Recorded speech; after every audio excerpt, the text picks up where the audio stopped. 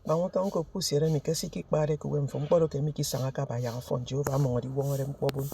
Bo pusiki tiere nti fon kaba abasi mo di sia ko song enya fi ya fon. Ezekiel 37 odo minso. Jehova wongore ni se odo go basi ndi mem kpomi men sara kpomi ke mi fi ang duwem. Ete ete yo ko di kuyofu pusiere nye mi yang di bon kam no fi ko fa do ami. Siki tiere nta pa tongore ke business fo ko bugi dem fo ko ba wana fo ko kok fo ki dem ni to fo ko song fon wen mo ke sru fo basi efre siki tiere nte ki fon kaba uyo Jehova asam fi kem fene bi esam bo bega fo esam business fo esam kok fo esam bo wana fo yak bukpurung po afia kada kada nyen wem kenyang Jesus Christ amas bo video mi akam ye di o Jehova mempo kaka pangale ko wem ni to mi ko wem ni to kami ko wem ni to itemi mfene mi ko yon sion dong yak mempo purung po do fi aka nyen wem baga todo business wo sanga fon bo bega wo sanga fon bo wana wo sanga fon okwo wo di sanga fon bukuru se mi kida ba yak afia kada da ko yon sion dong ayo fon ye fo ko mi urwa di fon body mi amas wo video mi ko yak tak fi ku bok mbok share no so ko yene ka fe yene tefo ete ko urwa mi di urwa di fon bo